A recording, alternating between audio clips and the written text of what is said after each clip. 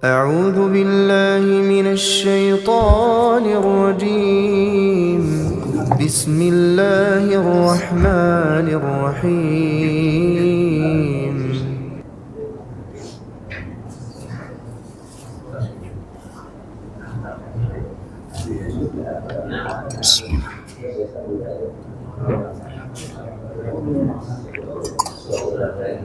Bismillah.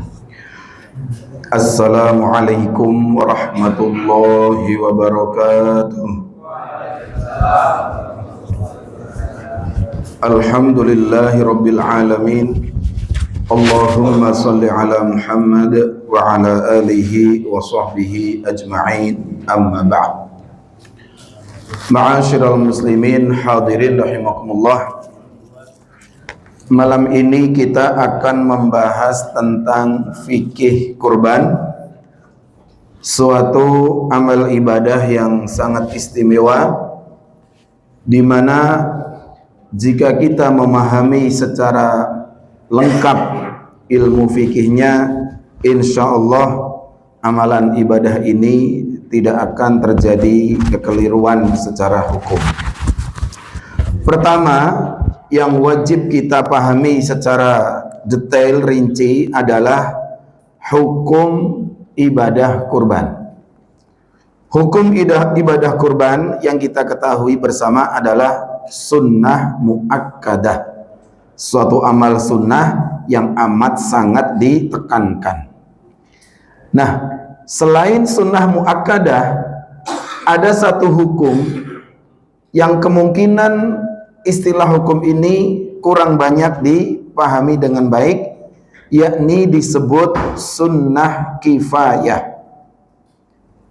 Amalan ibadah kurban ini disebut sunnah kifayah. Mungkin sering banyak yang melihat video-video bahwa kurban satu ekor kambing untuk seseorang dan keluarganya. Itu apa dan bagaimana maksudnya? Ya. Karena banyak orang menduga hadis tentang seorang pada zaman Nabi berkorban untuk dirinya dan keluarganya itu dianggap aneh oleh sebagian kaum muslimin Indonesia. Orang berpikir kalau korban itu katakanlah satu kambing, ya satu kepala, satu orang. Makanya ada orang berkorban tahun ini suami, tahun berikutnya istri, tahun berikutnya anak. Pokoknya anaknya 3, dah 5 tahun selesai. Tahun ke-6 siapa? Mulai bapaknya lagi gitu. Padahal prakteknya tidak seperti itu. Secara keilmuan nanti yang disebut sunnah kifayah tidak seperti itu. Tetapi banyak sekali yang mempraktekkan. Kenapa seperti itu? Terbukti kalau di daftar yang para korban itu kan, nama bapak, kadang nama ibu, kadang nama anak gitu. Kalau ini hanya administrasi status ini biar nggak ketuker hewannya atau gimana, nggak masalah. Tapi ini berkaitan masalah niatnya, ya. Mungkin ada orang punya anak kecil 5 tahun pokoknya. Ini korban siapa Pak? Ini anak saya yang 5 tahun belum saya korbanin. Oh, anaknya mau dikorbanin Pak gitu. Nah ini bagaimana mungkin ibadah yang sangat agung ini yang mengerjakan seorang anak kecil 5 tahun? Apa bisa seperti itu? Ini ya, kita harus pahami apa yang dimaksud sunnah kifayah. Baik, supaya lebih cocok dengan ilmu kaum muslimin Indonesia, ini yang saya bawakan namanya kitab Kifayatul Akhyar. Sebuah kitab yang menengah dalam mazhab Syafi'i. Ya, kalau terjemah ini sebanyak 3 juz seperti ini, 3 buku begini. Ini buku yang ketiga. Jadi kalau Anda ingin cek nanti keterangan ini, ada sumber ilmunya di kitab Kifayatul Akhyar bab udhiyah, bab tentang kurban. Ya, supaya kita kalau bicara ilmu ada referensinya. Dan ini di dalam mazhab Syafi'i, bukan di mazhab yang lain atau yang aneh-aneh, tidak. Ini di mazhab Syafi'i. Saya bacakan penjelasannya begini. Ketahuilah bahwa ibadah kurban hukumnya sunnah kifayah. Apabila seseorang dari sebuah keluarga telah mengerjakannya, seseorang, satu orang dari sebuah keluarga telah mengerjakannya, maka terlaksanalah hukum sunnah itu bagi seluruh anggota keluarganya. Yang ngerjain satu orang, pahala sunnahnya semua keluarga dapat. Enak apa tidak?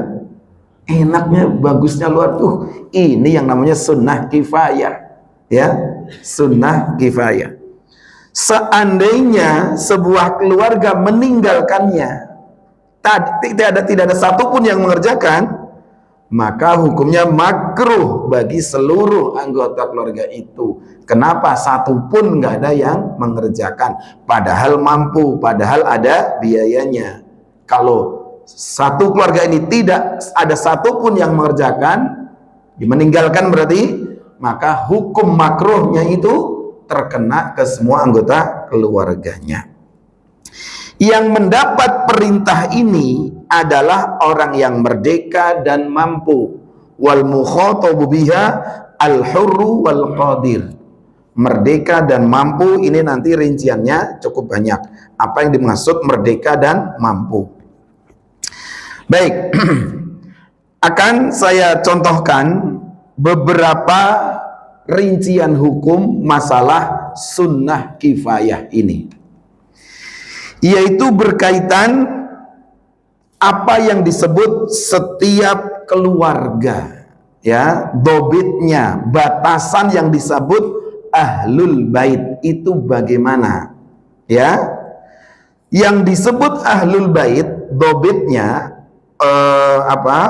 kaidahnya itu ada 3 syarat yang disebut satu kesatuan ahlul bait. Pertama, dalam keluarga itu ada hubungan darah, al-qarabah, hubungan kekerabatan nasab, yaitu al-qarabah. Yang kedua, ittihadun nafaqah.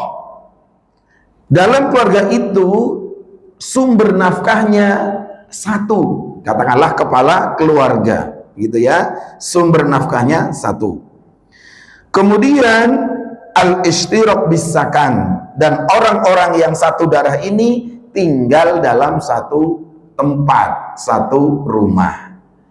Ini kaidah yang paling umum apa yang disebut ahlul bait, ya. Ahlul bait ada hubungan darah, kekeluargaan, ada yang menanggung nafkahnya di situ, dan tinggal di satu lokasi tempat, itu disebut rumah tadi atau as-sakan. Nah, sekarang rincian-rincian hukumnya bagaimana? Begini, contoh. Amma idza kana liwahidin minhum baitun mustaqillun wa ma'isyatun mustaqillah fala yujzi'u minhum asyatul wahidah wa yushra'u lahu udhiyatun mustaqillah. Adapun jika salah satu dari anggota keluarga ini sudah keluar dari rumah itu, anak sudah mentas, ada yang menikah, ada yang belum, terserah masalah menikahnya ini ya. Dia keluar dari rumah orang tuanya, punya rumah sendiri, punya kerjaan sendiri. Namanya dia sudah membentuk bait yang baru, ahlul bait yang baru. Ini kalau keluarga ayahnya mengadakan menyembelih hewan kurban untuk si ayah dan keluarganya, anak yang sudah mentas ini sudah lepas dari istilah ahlul bait. Artinya lepas itu begini, dia si anak ini sudah disunahkan untuk ibadah kurban sendiri, karena dia sudah punya penghasilan sendiri, hidup di tempat sendiri, ya, dan walaupun masih ada hubungan kekerabatan, gitu ya. Ini contoh ketika dia sudah keluar dari satu kesatuan ahlul bait. Nah, ada contoh lain, rumahnya beda tapi yang pegang nafkah satu, itu para ulama tetap menyebut satu ahlul bait. Contohnya begini, adapun jika seseorang memiliki istri 2 dan di dua rumah yang berbeda. Fi baitaini mustaqillaini. Ini contoh ini ada nggak di sini? Belum ada ya? Kalau belum ada berarti contoh ini terlalu maju kayaknya itu. Ya, madama sahibuhuma wahidan, selama dua rumah itu pemiliknya satu yang menafkahi satu, wa in dzabaha fi kulli wahidin minal baitaini udhiyah mustaqillah fahuwa afdal. Karena terjadi dua rumah, walaupun yang pegang nafkah satu orang, kalau orang ini ekonomi bagus, dia menyembelih kambing dua rumah tadi, dua istri yang beda rumah beda tadi, itu yang paling afdol karena sudah dua rumah walaupun pemiliknya satu. Seandainya si suami ini cuma menyembelih satu, tetap hukumnya satu ahlul bait. Karena apa? Walaupun rumahnya beda, pemiliknya satu, yang pegang nafkah juga satu.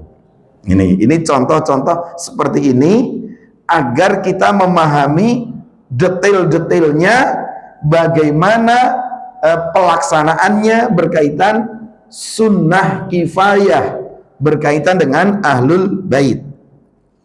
Nah, kemudian bagaimana kalau contoh untuk keluarga yang istrinya satu? Nah, ini contoh yang satu yang paling umum nih. Al-masyru' lizauji ayyanwiya antakuna udhiyatuhu an nafsihi wa an ahli baitihi kama fa'ala Nabi sallallahu alaihi wasallam.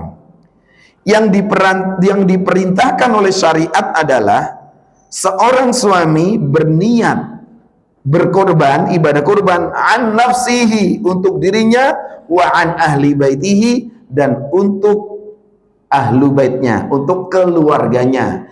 Bisa ada anak, ada istri di situ di rumah dia gitu ya. Seperti yang Nabi kerjakan. Wa yujzi'uhu anhu wa anhum.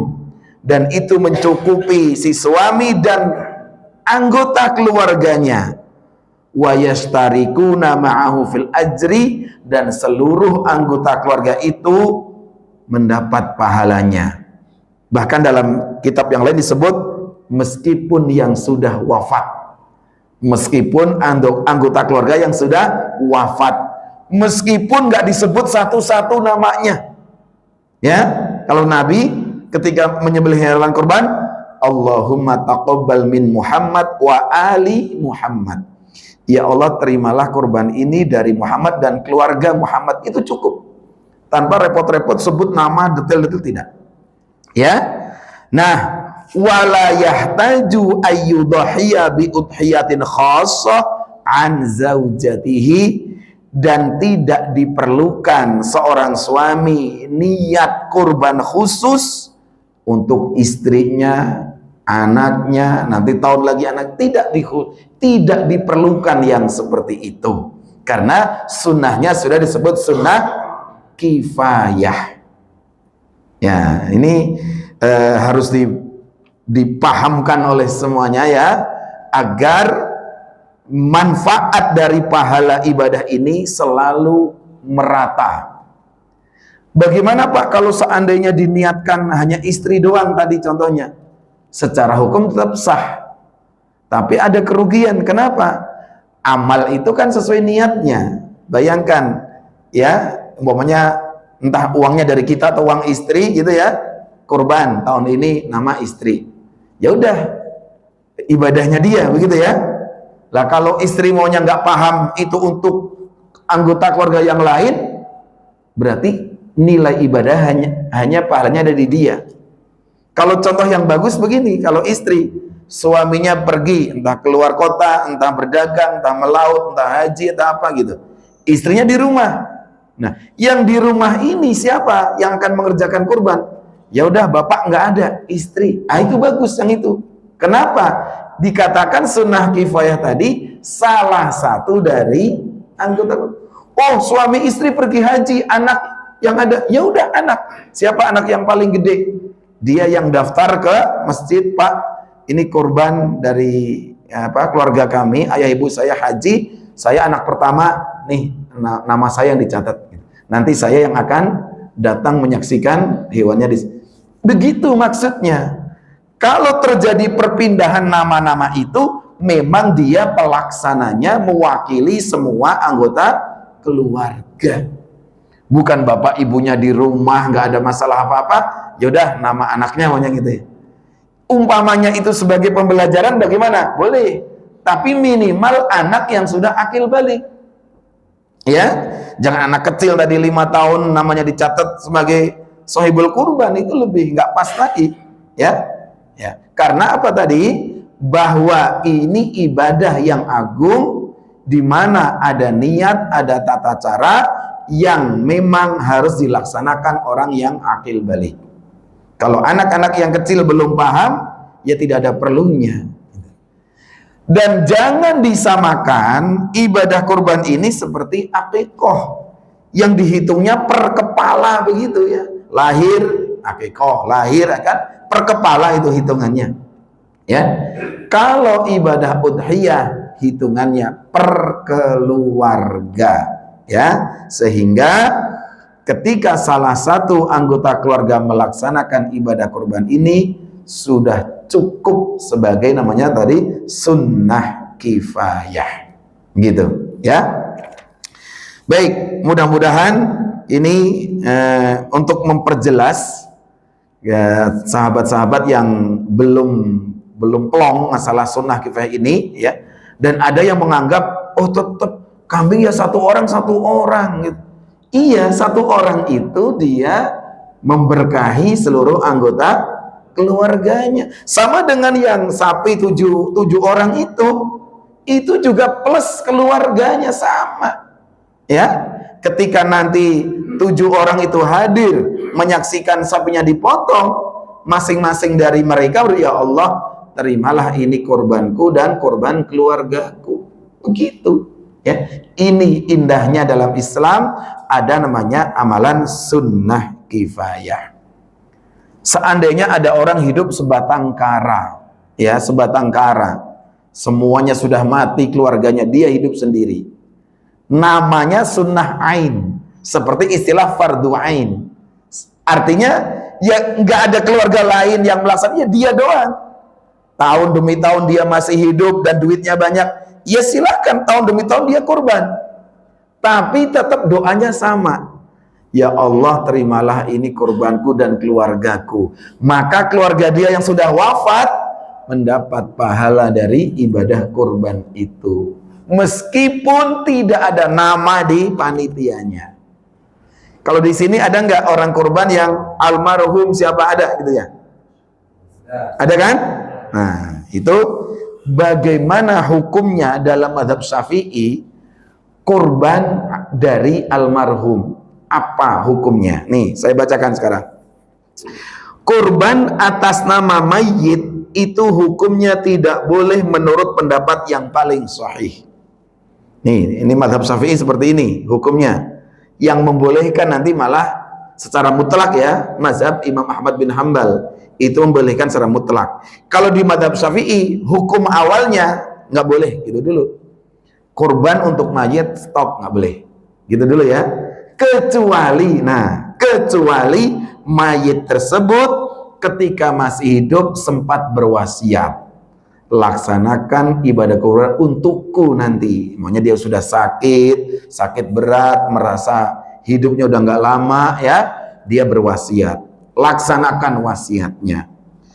Yang kedua, boleh juga ketika mayit bernazar akan ibadah kurban sebelum meninggal ya, rupanya dia wafat, berarti dia belum melaksanakan nazar kurbannya, maka boleh keluarga yang hidup menggantikan niyabah namanya ya, nazar, melaksanakan ibadah kurban itu, niatkan saya berkurban ini menggantikan, menggugurkan nazar ibu saya, supaya nazarnya gugur atau kewajiban nazarnya terlaksana. Jadi ada wasiat, ada nazar. Cuma 2 itu dalam mazhab Syafi'i, tidak ada jalan yang lain.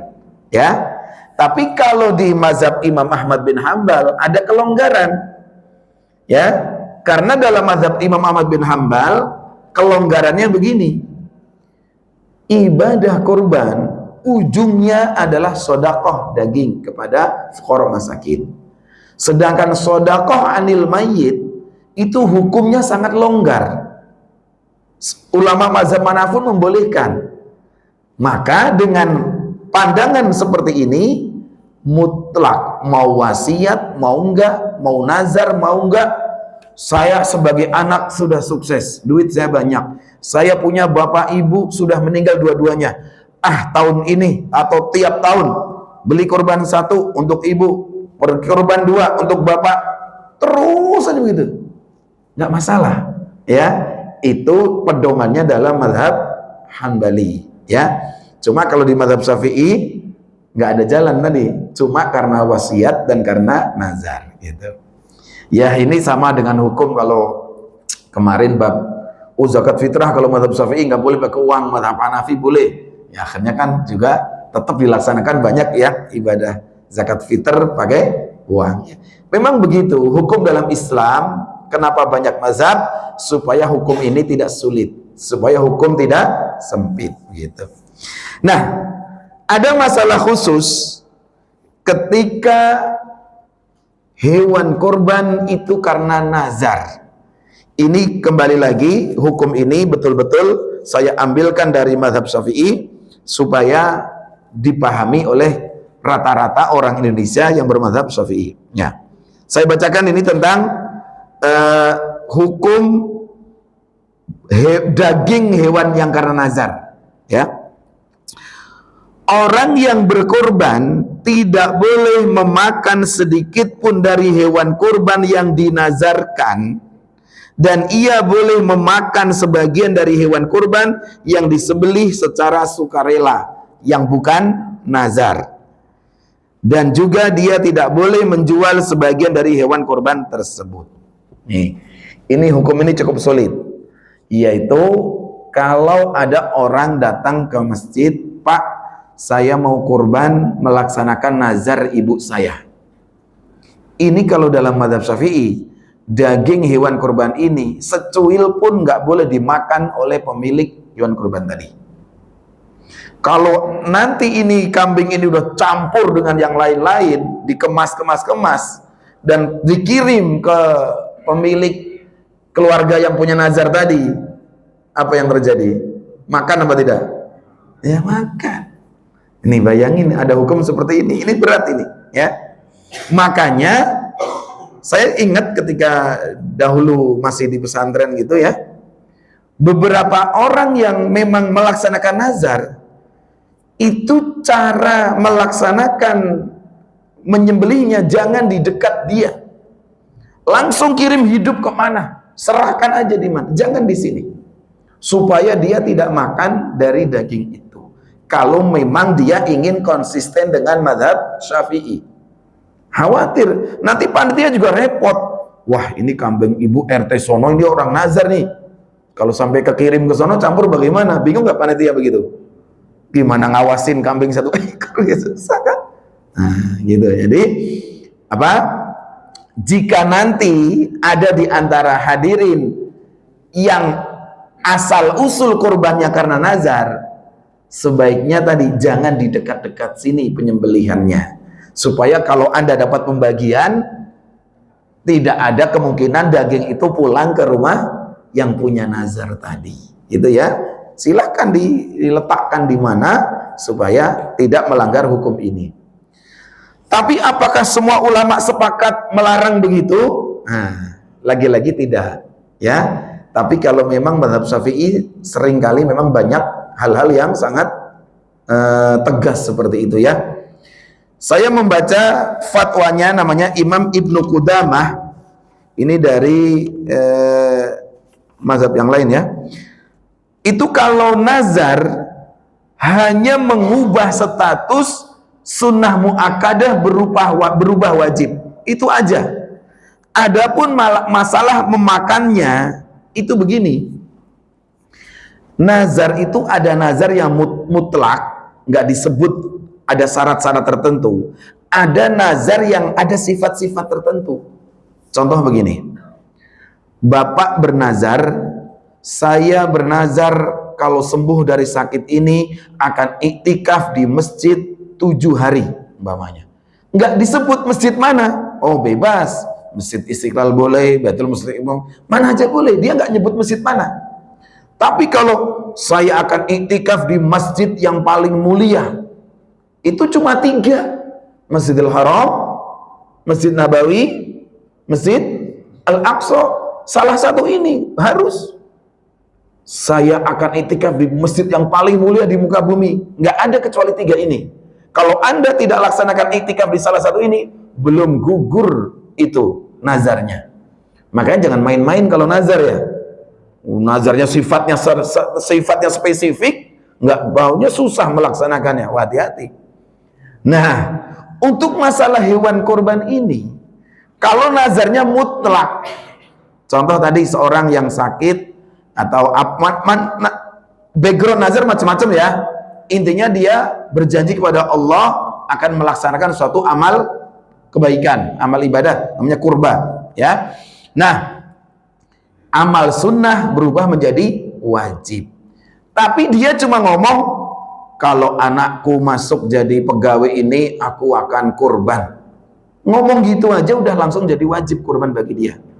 Anaknya udah jadi pegawai apa, ibu ini meninggal, belum terlaksana kurban, dia wajib kurban. Tapi karena cuma ngomong aku akan kurban, nggak ada sifat khusus, namanya nazar mutlak. Berarti boleh nggak keluarganya makan? Yang ini boleh, menurut Imam Ibnu Qudamah. Yang nggak boleh bagaimana? Kalau nazarnya spesifik, setelah tadi ya, kalau anakku diterima sebagai pegawai apa, aku akan tahun ini akan berkorban untuk fuqara masakin. Ada kalimat begitu, maka seluruhnya tidak boleh ada satu cuil pun daging itu ke keluarganya. Atau disebut, maka aku akan kurban di pantai yatim disebut gitu. Berarti wajib dikirim ke sana itu hewan kurbannya. Makanya nazar itu sesuai omongannya, spesifik atau mutlak. Kalau mutlak tadi Imam Ibnu Qudamah mengatakan hanya mengubah sifat yang sunnah muakkadah jadi wajib. Masalah makannya masih longgar.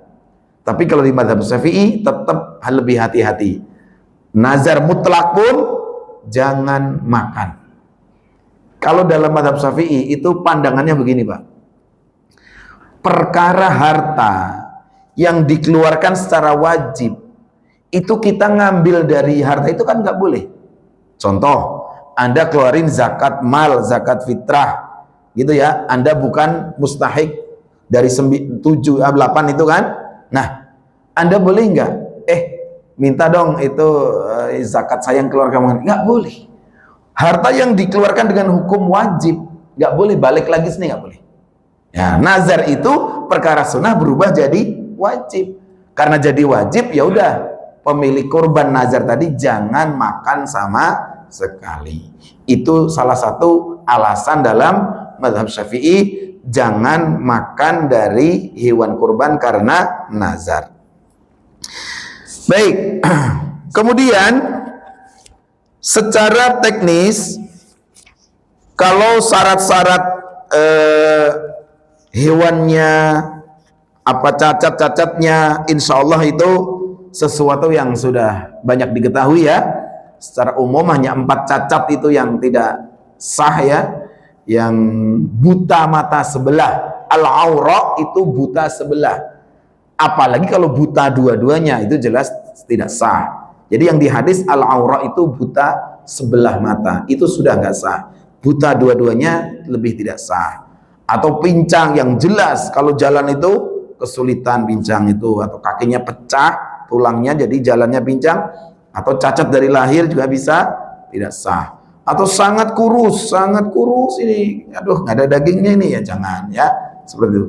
Cacatnya atau sakit, dia hidungnya meler apa nggak mau makan secara giat, pokoknya kalau hewan kan tuh selincah gitu, sakit ya udah jangan. Kalau yang sakit begitu, itu kalau di hadis kan 4 itu yang paling penting, cacatnya jangan sampai seperti itu.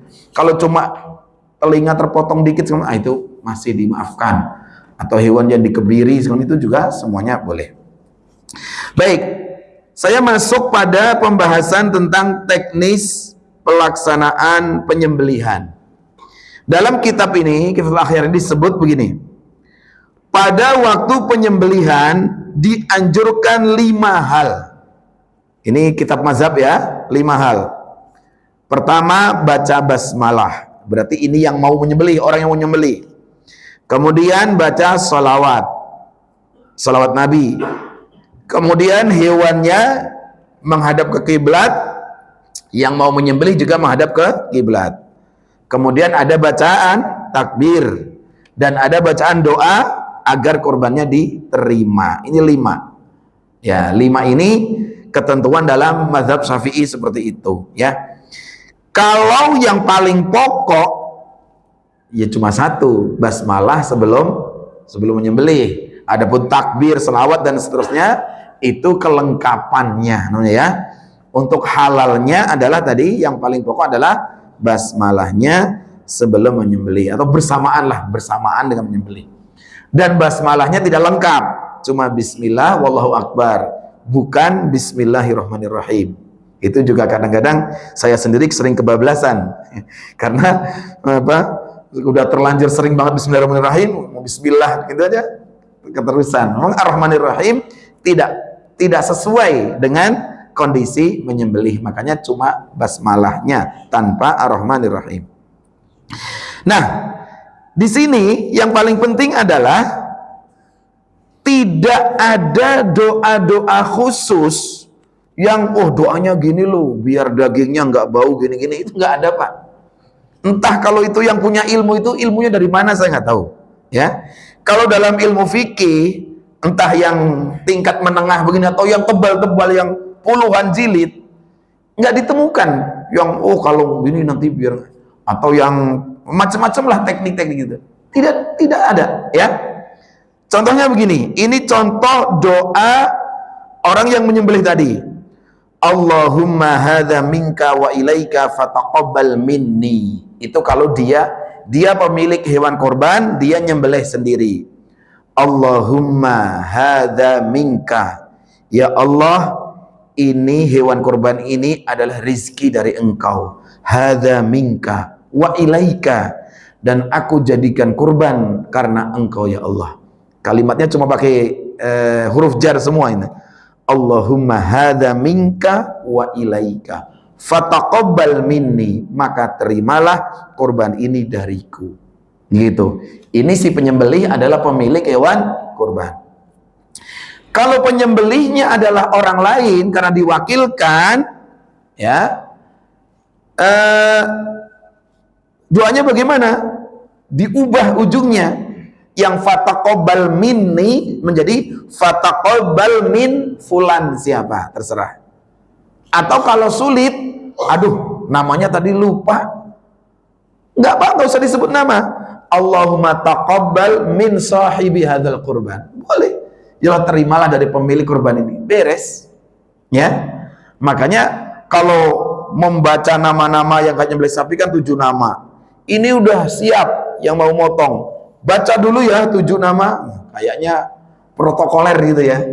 Sebenarnya tidak diperlukan. Untuk yang mewakili nyembelih tidak diperlukan nama-nama itu ya. Nama-nama itu diperlukan untuk memanggil orang-orang yang akan mau menyaksikan dipotongnya itu, tapi tidak diperlukan oleh orang yang akan menyembelih, nggak diperlukan. Orang yang akan menyembelih itu perlunya ya, kalau dia mendoakan, ya Allah terimalah kurban ini dari pemilik-pemiliknya, selesai. Meskipun nggak tahu namanya nggak masalah, gitu ya. Nah ini seperti ini karena ada sampai yang harus ijab kabul satu-satu kayak gitu, kayak salaman dulu, kayak tadi, kayak protokoler banget gitu. Wah, itu kalau yang pengen kerja cepet kelamaan ya. Protokoler. Tidak, karena taukil, mewakilkannya itu sudah kemarin-kemarin. Ya, ketika orang menyerahkan dana, bahkan yang beli di sini diserahkan sini, itu akad wakalahnya sudah terjadi, sudah mewakilkan. Tidak diperlukan nanti menjelang menyembelih akad wakalah ijab qabul ini tidak diperlukan. Buat apa berulang-ulang akad wakalah? Tidak diperlukan. Ya. Dan itu juga tadi cukup menyita waktu kalau harus seperti itu. Gitu. Baik ya. Nah, adapun masalah menghadap kiblat ini ada pembahasan, sebenarnya tidak sampai wajib. Seandainya posisi jatuhnya hewan menyulitkan dan tidak bisa dipaksa menghadap kiblat, tetap silahkan saja. Itu benar-benar sesuatu yang sangat teknis di lapangan. Jangan sampai menghambat prosesnya penyembelihan kalau malah menyakiti hewannya atau bagaimana karena sulit gitu ya. Nah, itu masalah menghadap kiblat. Bahkan sebagian ulama mazhab Syafi'i memakruhkan. Aneh ya, menghadap kiblat dianggap makruh. Kenapa?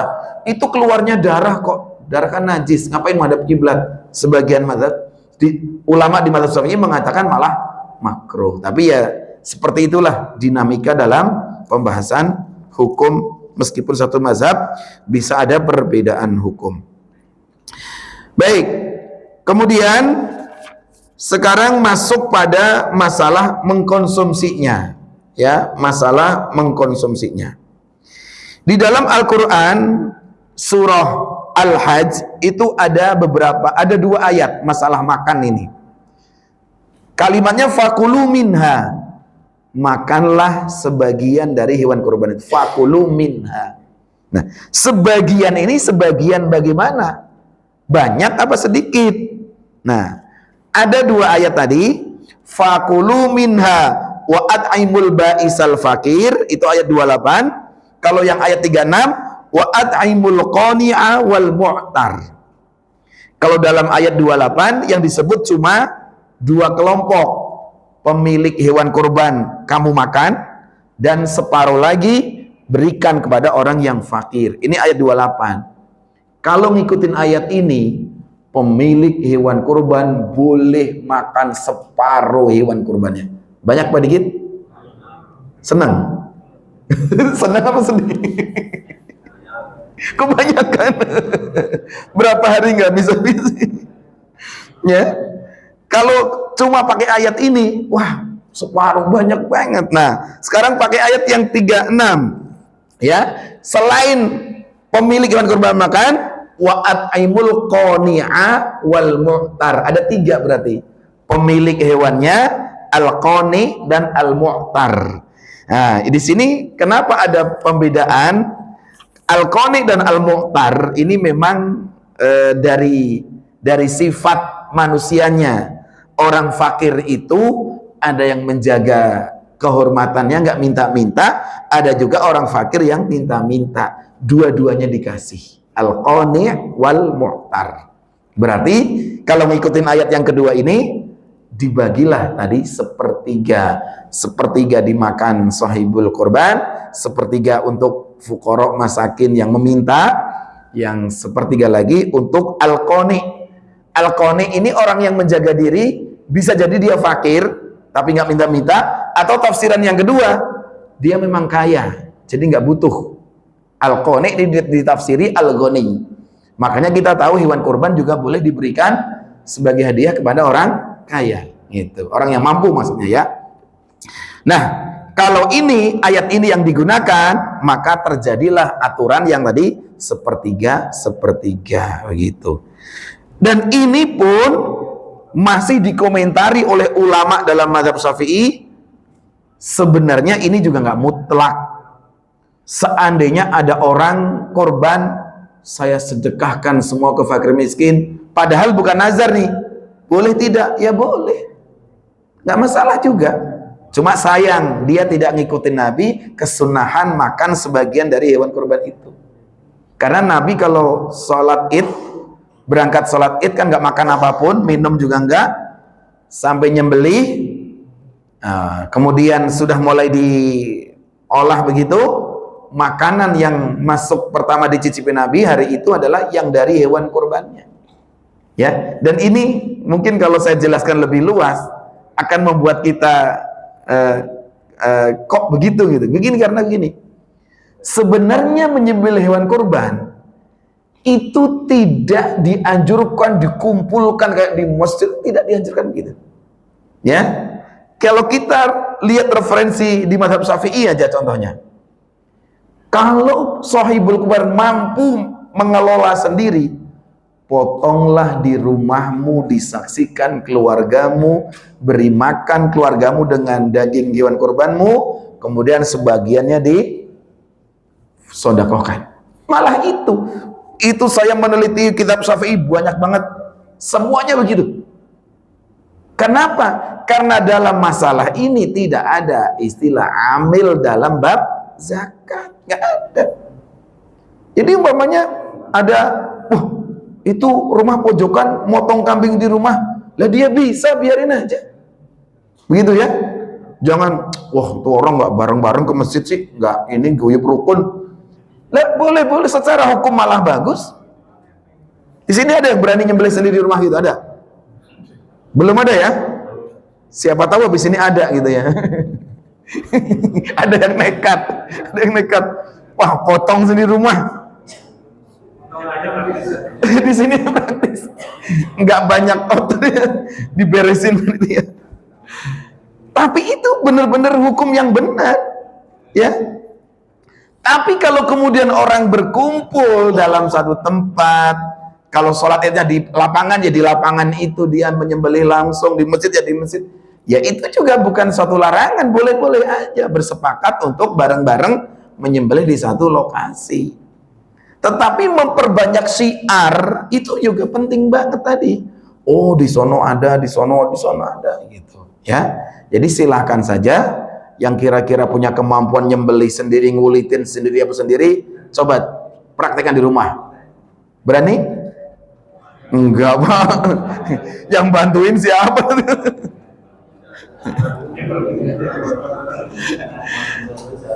Saya dulu waktu di Candrabaga, karena depan rumah lebar, ada halamannya, ada pohon untuk gantung. Sering yang saya lakukan karena ada saudara yang dipanggil, ya udah, saya nyembelih di masjid, nyembelih di rumah sebentar, saya ke masjid, yang itu saudara. Jadi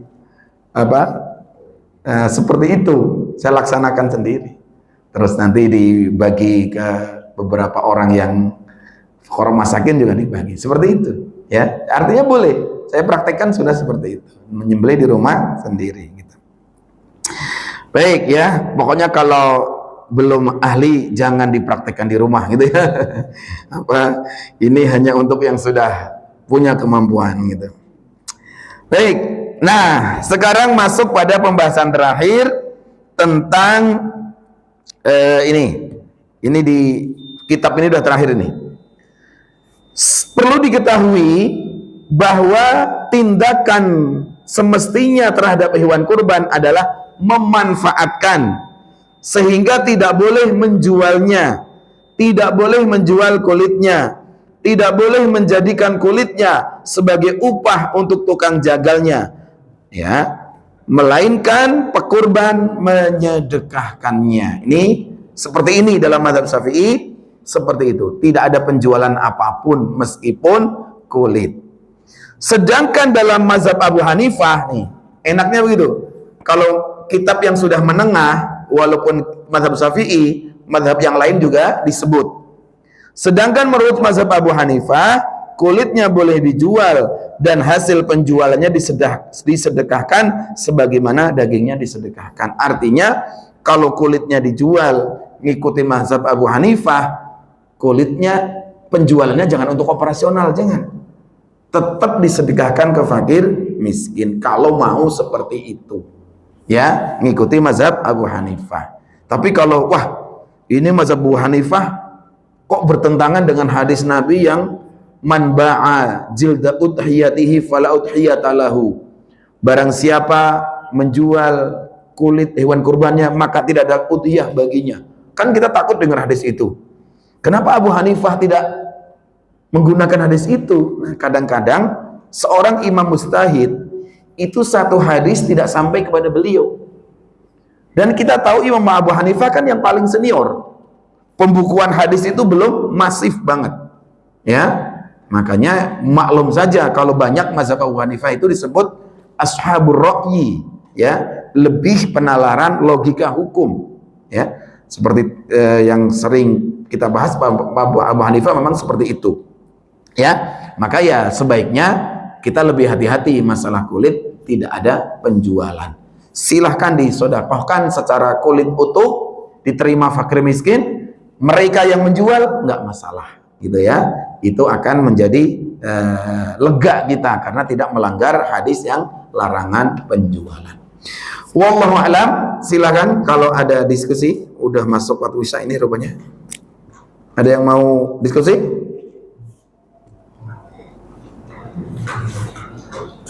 Silakan. Kita kan sudah bertahun-tahun ini. Baik. Mengadakan pemotongan hewan kurban. Bahkan selama ini Ustaz juga menjadi panitia, masih ada yang menyalahin aturan sapi di masjid kita ini. Baik. Ya. Secara teknis di penerimaan, kalau saya juga pernah jadi panitia di meja nerima orang datang segala macam, itu dimulai dari situ sebenarnya, ya. Jadi saya tidak tahu praktek di meja ketika orang yang menyerahkan uang atau apa datang seperti apa teknisnya, saya tidak tahu. Jadi saya tidak bisa menilai ada yang kurang apa enggak. Tapi begini, saya tambahkan begini. Ketika kita petugas panitia, DKM membentuk panitia, ingat, panitia di kurban tidak ada sebutan amil atau apa, bukan ya, tetap panitia biasa, dan status panitia adalah wakil dari mudhahi, wakil dari orang yang berkorban, atau bahkan panitia itu juga ikut orang yang bersama-sama memiliki hewan kurban di situ. Nah, yang ditanyakan adalah ketika mereka menyerahkan uang atau menyerahkan hewan, minimal tadi pertanyaannya, ini kurban biasa atau ada nazar, Bu, Pak? Namanya gitu. Boleh tanya gitu. Karena banyak orang juga tahu ada hukum nazar. Bapak saya nazar kurban. Kalau panitia nggak bertanya, semua dianggap satu kelas hukum, nah nanti salah namanya ya. Gitu ya. Jadi minimal kita bertanya ketika di meja itu, Bapak ikut kurban? Ya. Kurban biasa, sunnah biasa, atau ada kisah tentang nazarnya, Pak? Oh iya, Bapak saya dulu sakit ini. Oh berarti ini kurban nazar ya?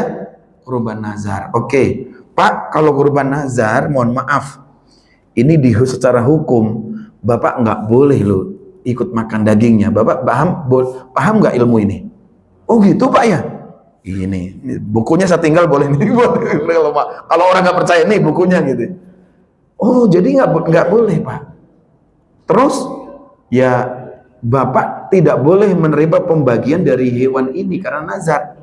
Terus bagaimana? Ya kalau Bapak dapat bagian dari yang umum, kami kasih dari masjid, ya boleh.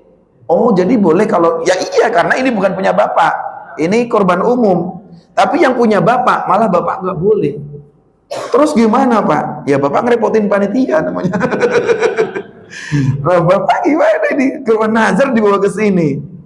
Nah ya udahlah, kalau dia sudah rela, umpamanya tadi panitia juga nggak mau repot, nanti kecampur dengan yang tidak nazar, Pak, panitia ini sebenarnya sudah berusaha, Pak ya, tapi supaya nazar Bapak ini sempurna, kan Bapak nggak boleh makan ini, kami alihkan kambing Bapak ini ke panti asuhan di sono, Pak, Jakarta Barat namanya. Oh gitu ya? Iya, Pak, Bapak antre ya pakai mobil Bapak. Jauh sini. Atau mau kemana lah, jangan di dekat sini. Itu minimal ada dialog status hukum hewan kurbannya ketika menerima. Tapi kalau selama ini kayaknya nggak ada juga yang nazar, semua biasa-biasa aja, ya malam kalau itu kejadiannya ya. Itu kalau mau ditimbang secara hukum, apakah ada praktek kurban selama ini, ada yang belum cocok dengan hukum syariat atau enggak? Di sini ini dialognya itu di awal penerimaan pendaftaran peserta kurbannya. Kalau ternyata itu kurban umum, insya Allah itu sudah wajar lah secara umum, baik begitu ya. Biasanya yang paling jadi polemik masalah kulit tadi ya. Ada banyak panitia nggak mau repot, begitu udah sore banyak yang keliling pengen membeli kulit kurban. Kalau dia tetap pengen mazhab Syafi'i kan nggak boleh tuh. Kalau yaudahlah kita gunakan mazhab Abu Hanifah nggak apa-apa deh, kita jual aja dapat uang. Uang ini buat apa nih? Ya, uang ini harus tetap disedekahkan ke fuqara masakin seperti dagingnya. Jangan masuk di operasional biaya pelaksanaan tetap seperti hukum yang sudah kita ketahui, biayanya dari pemilik hewan kurban, dari uang yang lain, bukan ngambil sesuatu dari kurbannya dengan cara penjualan kulit untuk operasional, tetap tidak boleh gitu. Itu kalau itu nggak terjadi berarti sudah clear, udah baik gitu. Baik, itu saja. Kalau mau ada koreksi silakan Pak. Kalau masalah polisi nggak ada masalah ya. Oke, alhamdulillah. Sesuai dengan apa namanya budaya tadi. Yang jadi masalah ini setiap tahun ini karena kita di jamaahnya banyak yang ini ya, kalau bisa dikatakan ya maunya sendiri. Maunya sendiri. Ini yang paling sengsara ketua emang ya. Mengenai kan kita ada panitia. Ya. Katakan tadi kan sepertiga dimakan oleh Pemilik hewan kurban. Kita lagi buat orang yang minta dan yang ketiga buat orang yang tidak minta.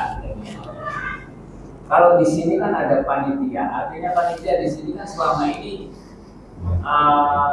daging itu sebagian dipotong untuk apa? Atau konsumsi. Di sini kan banyak sekali mendapat karena saya juga agak bingung dulu orang pinter-pinter ya. Iya. Saya bingung. Akhirnya kadang-kadang pakai nasi padang bungkus kan. Terus tidak mau ngambil daging itu, pakai sayur asem. Berapa kali itu pakai macam-macam. Iya. Menurut Ustaz itu apakah daging yang dipotong itu sebagian sebelum itu yang seperti dulu itu dimasak oleh panitia dan akan dimakan oleh bareng-bareng? Apakah boleh apa tidaknya ya? Baik. Supaya clear ini ya. Ya. Ya. Ya. Tadi saya tadi saya menyampaikan kurban dipotong di rumah pribadi pemilik hewan kurban, dimasak oleh keluarga itu, dimakan keluarganya, separuhnya disedekahkan. Berarti tata cara seperti itu di rumah pribadi boleh, dibawa ke masjid, dibawa ke lapangan, itu cuma beda tempat. Ketika pemiliknya mengatakan, ya udah, ini sapi pertama kelompok siapa? Pak, ini kelompok sapi pertama karena paling awal dipotong supaya waktunya cukup, kami akan ngambil sebagian dagingnya untuk dimasak. Mereka semua bilang iya. Apa yang menghalangi nggak boleh apa? Kecuali tadi salah satu dari 27 tadi, Pak, saya kurbannya nazar. Wah, itu baru geger nanti. Salah satunya nazar, nanti dia ikut makan bagaimana? Itu kalau terjadi salah satunya nazar. Kalau salah satunya nggak ada hukum apapun, ya bebas banget, free, bebas. Dia masak di rumah dia boleh, masak bareng-bareng dikumpulkan di masjid, ya nggak ada beda, itu cuma beda tempat. Tadi sudah saya katakan, motong sendiri di rumah sendiri, separuh dimasak, separuh disedekahkan, itu sah.